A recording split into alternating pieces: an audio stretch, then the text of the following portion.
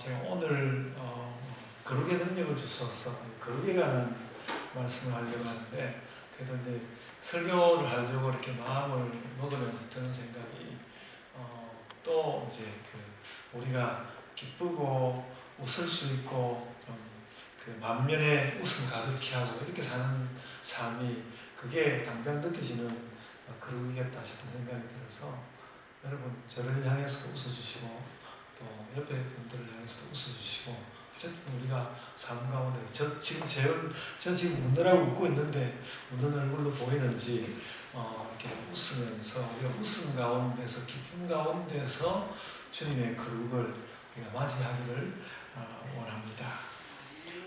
제가 늘 이렇게 작은 교회를 고집하고 또 지향을 해서 많은 사람들이 이제 답답해 했습니다. 그런 답답함을 좀 채워주기 위해서라도 교회가 조금 더 성장하고 그런 걸 원했는데, 그런 것도 또 어려웠고 그랬습니다. 그러니까 그런 가운데 저도 작은 교회의 정신이 뭐지? 그리고 때로는 늘 흔들리고 그랬는데, 오늘 이제 거룩의 능력을 주셔서 이 설교를 제가 이렇게 하면서 비로소 굉장히 단단하게 내가 내 마음에 그 작은 교회일지라도 뭔가 주님께로 정말 가보고 싶다는 그 마음이 다른 것이 아니라 거룩이라는 것이었구나. 어떻게 하면 그 하나님의 거룩하심을 교회가 받아낼 수 있을까? 그런 면에서 작은 교회라는 주장도 해보았다. 저는 작은 교회에야만 거룩할 수 있다고 생각하지는 않는데, 제가 작은 교회를 주장하던 그것도 결국 어떻게 하면 좀 하나님께 거룩하게 다가가볼까, 하나님의 그 거룩하심을 담을 수 있을까, 그런 것에서 나왔다는 생각을 하게 되었습니다. 하여간 그래도 오늘 말씀은 거룩이라는 좀 굉장히 현실과 좀 현실로부터는 먼 것 같은 그런 것이 아니라 아주 현실적인 것에서 출발해 보려고 합니다. 그래서 제가 오늘 이 거룩을 이야기하기에 앞서서 스트레스 이야기를 좀 하려고 하는데요. 그래서 이제 스트레스 이야기를 하려고 하다 보니까 제가 요즘에 자꾸 이제 의료와 관련된 것을 찾다 보니까 의사신문이라는 신문이 있더라고요. 그래서 스트레스 관련해서 의사신문 검색을 한번 해봤습니다. 근데 요즘 이제 질병관리본부, 질본이라고 불리는 질병관리본부 의사들이 스트레스 받고 있는 사건을 제가 그 신문에서 확인하게 되었습니다.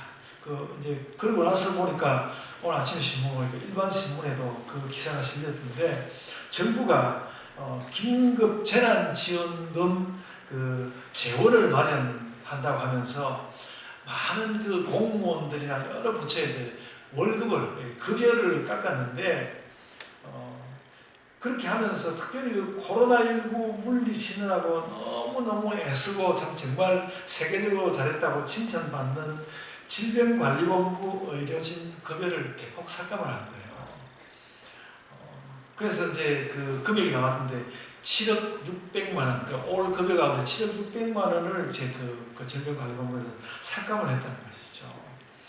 그러면서 이제 기자가 그 월급 삭감했다는 이야기가 실어놓은 게 아니라 다른 곳과 비교를 해 두었습니다. 그래서 청와대 삭감 금액 0, 그 다음에 국회 삭감 금액 0, 그 다음에 국무조정실 삭감 0, 그 다음에 인사혁신처 삭감 0, 문화체육관광부 0.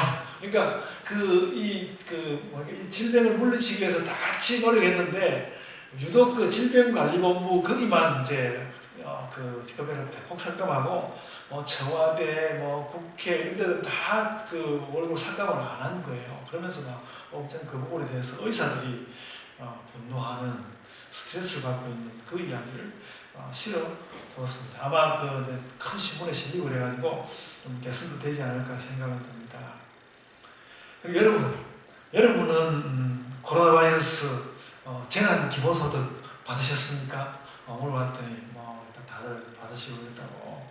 저는 받아가지고 이미 좀 썼습니다. 좀 썼는데 제가 들어보니까 서울 사람들은 또 경기도 사람들은 좀 더 많이 받았더라고요. 많이 받았습니다.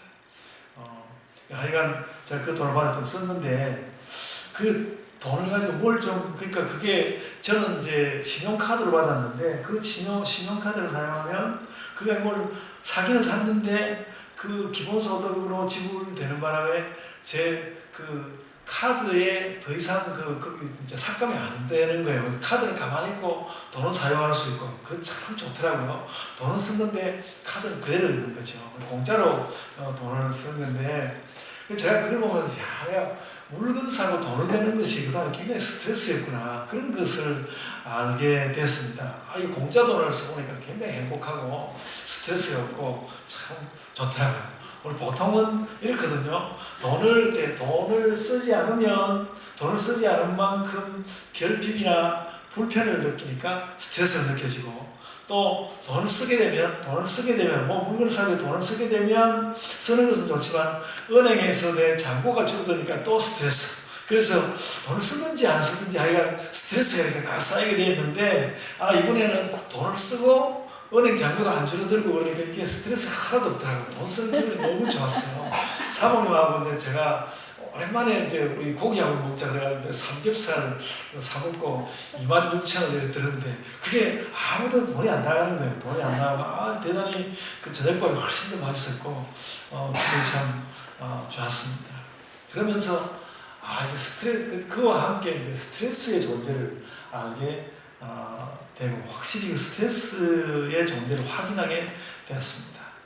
여러분, 이 삶의 모든 불행한 느낌들 혹은 불행은 스트레스로부터 시작되는 것 같습니다.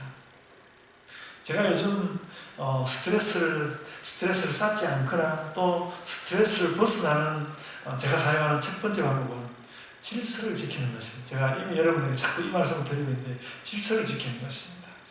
다가오는 일이 있으면 하나씩 차근차근 해내는 것이 저에게 굉장히 중요하고요. 무엇인가 또 무질서한 것이 있으면 해소시키기 위해서 노력하고 그 일을 해내려고 합니다. 그래서 이제 그런 걸 하느라고 뭐 은행도 가야 하고 세무서에도 가야 하고 학교는 당연히 가야 하고 또 인터넷 사이트에 들어가서 뭔가 또 정리를 해야 하고 당연히 이제 그 학교에서 또 강의를 하면서 연구도 해야 하고 성경도 읽어야 하고 그렇습니다. 또 신체적으로 약해지는 것은 이런 것을 해낼 수 있는 기초가 없어지는 것이기 때문에 신체적 건강을 위해서 특별한 주의를 또 기울여야 하죠. 그래서 이제 하루에 한 번씩 산책을 하는 것을 제가 꼭 해야 되겠다고 다짐하고 있는데 좀 잘하지는 못한데 약간 하려고 이렇게 다짐하고 노력하고 이게 제 질서인데요. 실은 이제 이런 질서를 만들어야 되겠다 생각하는 것도 좀 스트레스가 되긴 하죠. 그런데 일단은 제가 지금 제 자리에서는 하여간 제 삶의 모든 부분에 질서를 잡는 것이 이 스트레스를 넘어서는 제일 중요한 방법이라서 계속 그 질서를 잡기 위해서 굉장히 노력하고 있습니다. 저희 집 가보면 제가 늘 살면서 어질러 놓고 있기 때문에 어수선한데 제가 그래서 자꾸 그 어질러 놓은 것을 여기 치우고 저기 치우고 이쪽에 있는 것을 저쪽에 갖다 놓는 것을 지나지 않지만 그래도 하여간 좀 잘 정리하려고 굉장히 노력하고 질서에 주의하고 있습니다. 원래 그 신학자들도 원래 창조라는 것은 질서의 창조라고 이야기하거든요. 창조는 질서의 창조다 이런 이야기를 하지 않습니까? 질서 제가 굉장히 노력하고 있습니다. 또 한편으로는 이 스트레스 때문에 이제 오락과 여유가 스트레스를 줄여주는데 그러나 또 오락과 여유에 너무 빠지다 보면 질서를 위해서 할 일을 못하게 되고 그 오락과 여유 때문에 또 스트레스가 생길 수도 있죠. 질서를 위해서 오락과 여유는 없어서도 안 되고 지나쳐도 안 되고 그렇습니다. 종합적으로 말해서 우리는 이런 이야기를 할 수 있는 삶이라는 것은 우리의 생활을 스트레스 관리로 이해할 수도 있겠다. 그런 제가 스트레스 이야기 좀 너무 길게 했는데 삶이라는 것을 스트레스 관리로 이해할 수도 있겠다. 저는 요즘 그런 게 굉장히 많습니다. 저에게 스트레스로 느껴지는 것을 자꾸 없애기 위해서 굉장히 노력합니다. 스트레스를 여겨지는 것보다 제일 먼저 처리하는 그런 노력들을 좀 해가고 있습니다. 근데 여러분, 그 스트레스 요인의 종류와 강도가 많아지고 높아지고 또 스트레스를 충분히 줄일 수 있는 스트레스를 줄일 수 있는 체력이나 경제력 같은 것이 받쳐주지 못하면 자꾸 스트레스가 더 강화되고 그 결과로 단지 이제 저는 좀 스트레스였는데 스트레스가 아닌 막 강박이라는 것이 생기고 정신적인 문제가 될 수도 있습니다. 그러면 사람들이 이제 이 문제를 어떻게든 이런 강박, 정신적인 문제 이런 것을 어떻게든 넘어가려고 아주 좀 더 질서의 정도보다 좀 더 강력한 해결책을 원하게 되고요. 그렇게 되다 보면 해서는 안 되는 것들에 손을 대기도 합니다. 해서는 안 되는 것. 그 스틸을 확 넘어서려고 해서는 안 되는 것들에도 손을 대는데, 혹은 또 가볍게 하면 되는데 너무 많이 해서 일상에 해를 입는 경우도 있습니다. 이런 무리한 일들, 뭔가 내가 스트레스를 넘어서려고 해서 한 것인데, 이런 무리한 일들은, 너무 무리해서 하는 이런 모든 일들은 중독을 나타내는 경향이 있습니다. 그래서 약물 중독은 말할 것도 없고요. 저는 이전에 이 도박이 특히 중독이 심하다는 말을 많이 들었습니다. 그래서 자꾸 그 타짜라는 영화를 자꾸 만들었는데 그런 영화 그만 만들어야 돼요. 그런 영화 그만 만들어야 되고요. 그 중독이 심하다는 말, 도박, 그런 말 들었고요. 제가 도박하는 친구 때문에 경제적으로 손해본 적도 있습니다. 꽤 크게 손해본 적이 있습니다. 그러니까 늘 뭔가 그 성과 관련된 것에 생각이 빠져있는 성 중독 같은 것도 있고요. 요즘은 인터넷이나 게임 중독 같은 것도 있습니다. 게임을 잘해서 그것으로 돈을 버는 사람도 있는데, 또 게임 중독으로 정상적인 삶을 살지 못하는 그런 사람도 있는 것이 세상입니다. 게임을 통해서 돈을 버는 사람도 있고, 게임 때문에 또 패가 망신하는 사람도 있고, 세상이 그렇죠. 같은 일이 어떤 사람에게는 돈벌이가 되고, 어떤 사람에게는 스트레스가 되고, 어떤 사람은 중독까지 되고 그렇습니다. 그래서 이제 우리가 이런 세상을 생각하는 것, 이런 세상을 바라보는 그 세상을 그렇게 쭉 바라보는 것도 사실 스트레스죠. 그래서 저는 여전히 여러분에게 우리 같이 다 나이도 좀 들어가고 있는데 여러분에게 질서를 공부해야 돼요. 질서가 있어야 됩니다. 질서라는 말만 들어도 또 스트레스 생긴 사람이 있거든요. 그런 사람에게는 제가 이런 질서를 공부하지 않지만, 그렇지 않다면 질서를 공부하고 싶습니다. 오늘 아침에 제가 얼핏 텔레비전 잠깐 봤는데, 아프리카에 지금 이 코로나 바이러스가 번지기 시작해서 굉장히 정말 말이 안 돼요. 원래 굉장히 가난하고 그 환경이 지저분하고 나빠가지고 케냐 같은 나라를 살기가 정말 어려운데, 그러니까 이제 코로나 바이러스까지 겹쳐가지고 여러 가지 어려운 걸 이야기하면서 한 사람이 이제 멘트를 하는데, 우리 지금 질서가 중요한 게 아니라 생명이 중요하다고, 그런 사람들에게는 질서보다도 생명이 더 중요한 그런 것이지만은, 그래도 이렇게 좀 가닥을 잡아서 살고 있는 우리에게는 질서가 참 중요한 것 같습니다. 그것이 스트레스를 받는 것이고요. 근데 어쨌든 이제 견딜 수 없을 만큼 스트레스에 빠지게 될 때, 견딜 수 없을 만큼 스트레스에 빠지게 될 때 중독이 되는 그런 방향이 아니라 전혀 다른 방향으로 풀어가는 사람들이 있습니다. 전혀 다른 방향으로 풀어가는 사람들이 있습니다. 그래서 하나님의 은혜를 구하는 것입니다. 하나님의 은혜를 구하는 것입니다. 견딜 수 없을 만큼 스트레스가 쌓일 때 하나님의 은혜를 구한다는 것이죠. 여러분, 너무 갑자기 하나님 은혜 중독 이야기하다가 하나님 은혜 이야기하니까 좀 너무 불쑥 튀어나오는 것 같은데, 우리가 비교를 하고 수치를 내보지 않아서 그렇지 실제 스트레스를 없애는데 하나님의 은혜보다도 더 효과적인 방법은 아마 없을 것입니다. 하나님의 은혜를 스트레스를 이기는 방법으로 사용할 수 있게만 된다면 그 영향력이 대단한 것입니다. 하나님, 제가 이 세상의 삶을 가만히 들여다보건대는 결국은 제가 다 해결하지 못할 것 같습니다. 그러므로 제가 하나님의 은혜를 구합니다. 뭔가 내 팔이 닿지 못하고 내 발이 더 닿지 못하는 거기 하나님의 은혜를 구합니다. 그렇게 하나님의 은혜를 구함으로써 이 스트레스의 팽팽한 긴장을 넘어서고 그 힘으로 삶을 질서 있게 만들 수 있다는 것이죠. 그래서 이제 이게 어찌 보면 좀 믿거나 말거나 하는 그런 이야기인 것 같지만, 기도하는 것이 스트레스를 유발하는 호르몬을 억제한다는 그런 조사도 있다고 합니다. 또 어떤 사람은 누군가로 인해서, 어떤 다른 사람으로 인해서 스트레스가 자꾸 너는 네가 나에게 스트레스 이렇게 말하는 그런 사람이 있다면 그 사람을 위해서 기도를 해보라고. 그러면 스트레스 확 줄어들 거라고 뭐 그런 공부도 하고 있습니다. 여러분, 제가 막 이런 말들을 막 지금 이제 그 주제에 맞춰서 막 지어내는 것이 아니고요. 제가 요즘 이제 학교 수업을 하면서 관심을 갖게 된 제럴드 메이라는 정신과 의사가 있습니다. 이 사람은 그 정신과 의사인데 그 정신의학적인 지식과 영성 상담의 지식을 결합해서 내내 연구를 해왔는데 굉장히 유명한 그 의사더라고요. 이 사람이 무슨 책을 써뒀는가 하면요. 중독과 은혜라는 책을 써뒀어요. 중독과 은혜라는 책을 써뒀습니다. 그래서 스트레스를 줄이기 위해서는 아주 다른 두 가지 방법을 이야기하는 것이죠. 스트레스를 줄이기 위해서 사용하는 아주 다른 두 가지 방법인데 하나는 중독으로 나가는 방법과 하나는 하나님 은혜로 나가는 방법이 있다는 것이죠. 저는 물론 이제 상담학을 연구하는 연구자로서 중독에 대한 그 책을 읽으면서 제가 중독 연구를 시작하려고 합니다. 책을 이제 샀거든요. 그분 책이 뭐 제가 사고 나서 제가 그 책 주문하고 나서 보니까 품절됐더라고요. 책이 얼마 안 남아 있는 그런 책인데 하여간 연구를 할 겁니다. 근데 이제 그건 그거고 믿음의 길을 찾는 사람으로서 스트레스를 이기는 은혜라는 말에 대해서 오늘 좀 더 말씀하려고 합니다. 여러분, 신학자들은 신학자들도 좀 부류에 따라 다르지만 어떤 신학자들은 기독교인으로서 잘 살기 위해서 세 가지를 권고합니다. 그 이야기를 제가 많이 해왔습니다. 믿음과 사랑과 소망, 그것이 필요한 것이죠. 기독교인의 삶의 실천은 이 세 가지가 기본이다. 이런 이야기 많이 해왔습니다.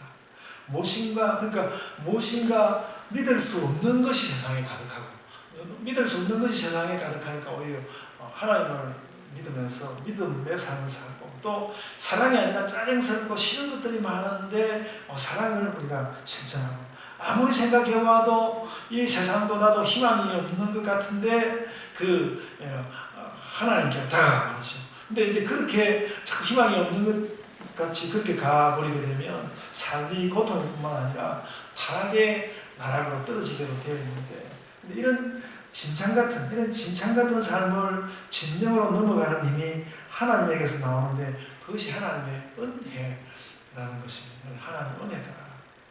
저는 지금 믿음, 사랑, 우리가 믿음, 사랑, 소망으로 살아야 됩니다. 그 이야기를 하면서 덧붙여서 무슨 이야기를 하고 싶은가 하면 그 믿음, 사랑, 소망은 하나님의 은혜로부터 나온다는 것입니다. 그냥 내가 그것이 그냥 나오는 것이 아니라 하나님의 은혜로부터 믿음과 사랑과 소망이 나온다. 그래서 늘 확실한 해결은 안 된 것 같아도 하나님의 은혜라는 시선을 가지고 우리의 삶을 돌아보면 내 지나온 삶이 그렇게 막 어떤 때 보면 내 삶이 막 내동댕이 쳐진 것 같은 그런 생각도 들거든요. 그런 것이 아니라는 것. 그리고 미래에 대해서도 뭔가 나아갈 길이 보인다는 것. 그리고 어떻게 해야 할지는 모르는 때에 마음을 바꾸어 먹고 희망을 일구어낼 수 있다는 것. 이런 것이 하나님의 은혜로 사는 삶입니다. 저는 오늘 이제 이런 말씀으로 가기 위해서 에스겔 말씀을 읽었는데요. 이 에스겔 말씀으로 거룩에 대한 말씀을 하려고 하는데요. 저는 이제 예레미야를 읽으면 늘 제 삶을 고쳐갈 수 있는 그런 힘을 느끼곤 했습니다. 에스겔 선지의 글을 읽으면 늘 그 거룩이라는 에스겔 선지의 글을 읽으면 거룩이라는 주제가 저를 마음에 이렇게 솟아나오는 걸 느끼게 되면 자꾸 거룩을 생각하게 됩니다. 어쩌면 이것이 에스겔의 큰 영향력일 수 있습니다. 그런데 바로 이 이제 에스겔서에서 느끼는 거룩이야말로 은혜의 핵심처럼 다가온다는 것이죠. 은혜가 하나님께로부터 나오고 은혜가 하나님께 속한 것이라면 거룩이라는 것은 훨씬 더 하나님의 아주 깊은 부분에 속한 것 같은 그런 느낌을 받습니다. 내 눈으로 하나님의 은혜를 보고 내 손으로 하나님께서 하신 일을 하고, 그래서 뭔가 하늘에 속한 것 같은 삶의 결과를 얻고, 또 그래서 내가 뭔가 이것만은 하나님 하늘의 삶을 당겨서 살아낸 것 같고, 그렇게 하는 그런 것이 거룩이고 거룩의 경험이죠. 그래서 여러분, 이런 거룩의 삶을 경험하시기를 바랍니다. 자, 오늘 본문 이야기가 그렇습니다. 우리가 요즘 코로나 바이러스로 인해서 멘붕에 빠지지 않았습니까? 멘붕에 빠져 있는데, 근데 여러분, 오늘 본문에 나오는 상황은, 오늘 본문이, 그러니까 에스겔이 처한 이 상황은 그런 이렇게 바이러스 때문에 우리가 멘붕에 빠졌다, 이런 거하고는 비교가 안 되는 재난입니다. 그건 비교가 안 되는 재난입니다. 어려운 상황이 오면 재난 기본소득이라도 주어서 살게 해줄 그 나라가 망해버린 거거든요. 나라가 망한 지도 벌써 나라가 망해버린 겁니다. 정말 나라가 망했다는 것은 아무것도 남지 않은 것이거든요. 그러므로 현재 에스겔의 상황은 멘붕에 빠지고 스트레스가 엄청 넘쳐 나오는 그런 상황입니다. 우리가 스트레스 중에 제일 큰 스트레스가 배우자의 죽음이라고 하는데, 나라가 망해버린 것은 아마도 그보다 더할 것입니다. 스트레스 요인으로, 그러니까 우리가 스트레스를 확인해보기 위해서 스트레스 검사하는 스트레스 검사지가 있는데, 스트레스 요인으로 나라가 망한 것, 이런 건 상담 검사지에도 그런 건 없습니다. 나라가 망한 그런 걸 누가 스트레스 검사의 요인이 안 될 만큼 말할 수 없는, 그러니까 스트레스라는 말로 말할 수 없는 그런 세상이죠. 나라가 남아있어야 스트레스 검사를 한번 해보지. 그런 것이 나라가 망한 일입니다. 그래서 절대 스트레스 상황을 당하고, 누구보다도 그래서 이 소위 스트레스라는 면에서 아주 엄청나게, 그러니까 그 이스라엘의 또 많은 다른 사람보다도 이 사람 선지자이기 때문에 그 앞으로 다가올 일이라든지 현재 겪고 있는 일의 의미라든지 이런 것을 환하게 속속들이 들여다보고 있기 때문에 그 스트레스가 이건 말할 수가 없는 그런 사람이었거든요. 그 사람이 에스겔이었습니다. 그 시대에 스트레스를 받는다 하면 가장 스트레스를 받을 수 있는 사람 에스겔이었습니다. 선지자 에스겔은 그런 스트레스 요인 속에서 우리가 지금 오늘 읽었던 이 에스겔, 이 성경을 쓴 겁니다. 성경을 쓴 거예요. 그런데 그렇게 성경을 쓰고 있는데, 오늘 우리 47장을 읽었지만 40장으로부터 이 에스겔 40장이 하는 그 스트레스라는 면에서 완전히 특별한 내용으로 되어 있습니다. 이 선지자 에스겔이 이제 그 자신의 그 나라가 되어가는 현명과 관련해서 이 말씀을 받은 시기를 40장 1절, 에스겔 40장 1절의 말씀을 하고 있는데요. 에스겔 자신이 바벨론에 끌려간 지가 해수로 25년. 한번 보십시오. 에스겔 40장 1절에 그 끌려간 지가 25년. 그러니까 그때 끌려갈 때는 아마 젊은 사람이었을 거라고요. 그리고 25년이 지났으니까 거의 이제 늙어가고 있거나 이미 늙은이가 되었거나 그랬을 거라고요. 그런 세월이 지났습니다. 그러니까 남의 나라에 끌려가서 25년이니까 말할 수 없는 세월입니다. 그리고 예루살렘 성이 함락된 것은 14년. 예루살렘 성이 함락된 지 14년. 그러니까 나라가 망하고 14년 혹은 25년이 지났지만 뭔가 별로 좋아진 조짐도 별로 없는 그런 상황이었습니다. 절망의 기억과 절망의 순간과 앞으로 또 다가올 절망의 연속, 그런 것들만 생각할 수 있는 그런 때였습니다. 엄청난 스트레스가 그를 눌렀을 것입니다. 근데 이런 엄청난 스트레스 속에 빠져있는 에스겔에게, 이런 엄청난 스트레스에 빠져있는 에스겔에게 하나님이 무엇을 하셨는가 하면 환상을 보여주셨습니다. 그에게 환상을 보여주셨습니다. 그 환상 가운데서 새 성전이 세워졌습니다.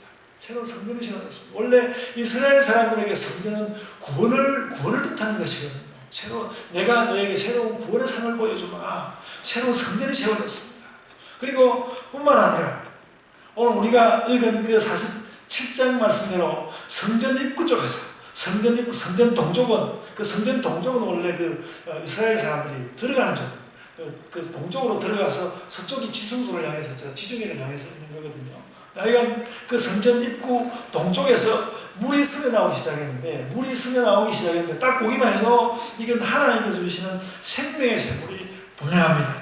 그러니까 그 성전의 환상을 주시고 그 성전으로부터 크게 그 샘물이 스며나오는 것을 하나님께서 그 성전에게 보여주시는 것이죠.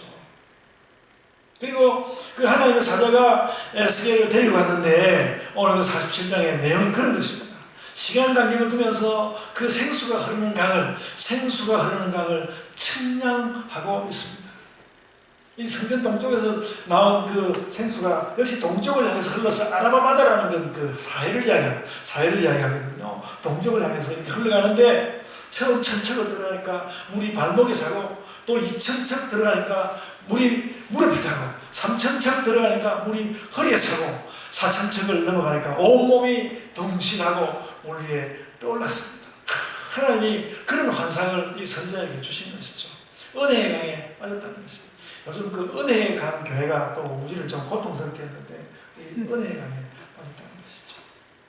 그리고 여러분, 그 읽어보면 그 강변에는 돌아오면서 그 강변을 보니까 그 강변은 아름다운 나무들이 줄지어 서 있었다고 이렇게 말씀하고 있습니다. 갑자기 그러니까 그 나라가 망해가지고 완전히 그냥 스트레스가 가득해서 막 죽을 것 같은 그런 심정인데 하나님께서 완전히 그 새로운 구원을 확 일어가지고 성전에서부터 강물까지 그 주변에 그 숲 혹은 나무들까지 이렇게 보여주셨습니다. 여러분, 에스겔은 절망 중에, 완전히 절망에 사로잡혀있는 그 절망 중에 본 바로 이 환상의 힘으로 백성들에게 나아갔고, 그들에게 회복의 소망을 주었고, 그들은 에스겔이 준 그 환상과 소망, 그리고 그 안에 있는 하나님의 은혜를 입었습니다. 그래서 그들은 어쨌든 그 유다 사람들은 그런 것을 가지고 모든 사람이 다 에스겔의 그 말씀을 들은 것은 아니지만 어쨌든 그들은 기다릴 수 있었고, 그러고도 40년 넘는 세월을 기다렸어. 40년 넘는 세월을 기다려서 후손들이 다시 예루살렘으로 돌아갑니다. 이런 이스라엘의 은혜에 에스겔은 한 바탕을 제공하였습니다. 그 시대에 선지자들의 일이 이런 것이죠. 이게 선지자들의 일이었습니다. 물론 이스라엘은 일어나고도, 유다는 일어나고도 또 무너집니다. 다시 되돌아가 또 무너지고 근데 또 무너지면 하나님께서 또 뭔가 누군가를 불러서 환상을 주시고 그들을 또 다시 건져내고 하나님의 거룩을 이끌고 그렇게 했습니다. 그렇게 하다가 그 은혜들의 절정이 바로 예수 그리스도이시라는 것이죠. 그래서 우리가 예수 그리스도를 온전히 모셔드리고, 그 잘 안 되잖아. 온전히 모셔드리고 그를 생각하고 그의 뜻대로 사는, 거기에 우리의 은혜가 있고 우리의 거룩이 있는 것입니다. 그 에스겔에 펼쳐 보여주고 있는 그 강은 바로 거룩의 강이죠. 에스겔의 은혜 가운데 거룩이 있었다면 그 시대적으로 봐서는 우리는 훨씬 더 큰 거룩을 누릴 수 있는 것입니다. 여러분, 이제 우리의 삶을 한번 돌아보기를 원합니다. 저는 지금 이미 여러 달을 제 삶에서 아까 말씀드린 질서 세우는 것을 목표로 하고, 거기에서 은혜도 구하고 거룩도 얻어보려고 애쓰고 있습니다. 매일. 그래서 그렇게 해가지고 매일 엄청난 질서를 경험하기보다는 질서에 닿지 못하고 또 은혜와 거룩에 닿지 못한 것 같아서 오히려 스트레스처럼 느껴지는 데도 많이 있지만, 그래도 또 다시 돌아서서 지금 에스겔이 그런 것처럼 또 다시 돌아서서 거룩을 생각하고 은혜를 구합니다. 어떤 날은 내가 은혜와 거룩을 내가 어떻게 은혜와 거룩을 생각할 수 있을까? 그렇게 생각하는 것 자체가 하나님께 죄송스럽지만, 그래도 나는 오늘 다시 은혜와 거룩으로 살 수밖에 없다. 다시 또 걸음을 돌려서 또 걸음을 더 힘차게 해서 은혜와 거룩으로 향한다. 그리고 살고 있습니다. 그리고 오늘 이 설교를 준비하면서 여러 가지 어떤 외적인 환경의 어려움과 자꾸 다 어르신들도 계시지만 자꾸 뭔가 조금씩 그 체력이 약해져 가는 거예요. 그런 것에도 불구하고 그나마 제 삶을 질서로 끌고 가겠다고 늘 다짐하고, 매일 다짐하고, 아침마다 다짐하고, 또 시간이 또 다짐하고, 그런 것이 작은아마 제 거룩인 것 같습니다. 여러분, 질서와 은혜와 거룩을 무너뜨리는 무질서가 우리 주변에 굉장히 많이 널려 있습니다. 그래서 그런 무질서들은 그것은 스트레스가 되기도 하고, 또 어떤 경우에는 막 분노로 나타나요. 왜 그래? 분노가 되기도 하고, 혹은 또 우울과 불안이 되기도 하고요. 집착과 강박과 공황도 나타납니다. 제가 어제 이렇게 그런 거 찾아봤는데요. 공황은 20대에는 잘 안 나타난답니다. 30대에서 50대 사이에 나타난대요. 30대에서 50대에 나타나는데 그게 왜 그런가 하면 30대와 50대가 삶을 책임져야 되는 시대거든요. 그러니까 정말로 이게 무서워. 30대로부터 50대 대부분 그때 뭐 20대에 전혀 안 나타나는 건 아니지만 그렇다고 그런 것이 나타나는 것이죠. 그럼 우리에게 하나님께서 에스겔 선지를 통하여서 비전을 주시는 것입니다. 스트레스 요인과 분노와 우울과 불안과 집착과 강박과 공황과 황폐한 들판 위를 내가 생수의 강으로 열어주마. 너도 1000척, 2000척, 3000척, 4000척 깊이 좀 한번 들어와봐라. 4000척까지 한번 들어와봐라. 그리고 그 강가에 내가 나무 그늘을 줄 테니까 거기서 쉬어라. 이것이 오늘 우리에게 주시는 하나님의 거룩의 은혜입니다. 여러분, 제가 이 거룩에 대해서 설명을 하려고 그 이름 있는 거룩이라는 아주 유명한 그 책을 쓴 사람이 있거든요. 그런 책을 주문도 하고 뭐 그런 책의 내용을 살펴보고 그러려고 했습니다만 오늘 제가 할 수 있는 거룩의 이야기는 그렇습니다. 이것이 우리에게 주시는 에스겔을 통해서 우리에게 주시는 거룩의 은혜입니다. 그래서 여러분, 이번 주에 이 기도를 하시기를 바랍니다. 하나님, 저에게 성전 동쪽 생명의 강은 무엇입니까? 저에게 거룩의 강은 무엇입니까? 그것을 보여주시고 이루어주소서. 제가 하나님의 역사를 보는, 하나님의 일하시는 것을 보는 더 밝은 눈을 갖게 하소서. 그 에스겔의 눈, 그러니까 그 에스겔의 눈이 훌륭한 눈 아닙니까? 그 환상을 통해서 에스겔의 그 눈과 그 환상을 허락하소서. 저도 이번 주간에는 제가 이미 이렇게 그 에스겔 말씀을 제가 2주 전에 말씀을 했습니다만 이 기도를 가지고 가야겠습니다. 처절한 패망의 처절한 그 에스겔도 그래, 그 처절한 패망의 예언을 넘어서 에스겔은 이런 은혜와 거룩을 얻어내었습니다. 하나님께로부터. 여러분, 그래서 과감하게 우리들에게도 과감하게 말씀해보면 그렇습니다.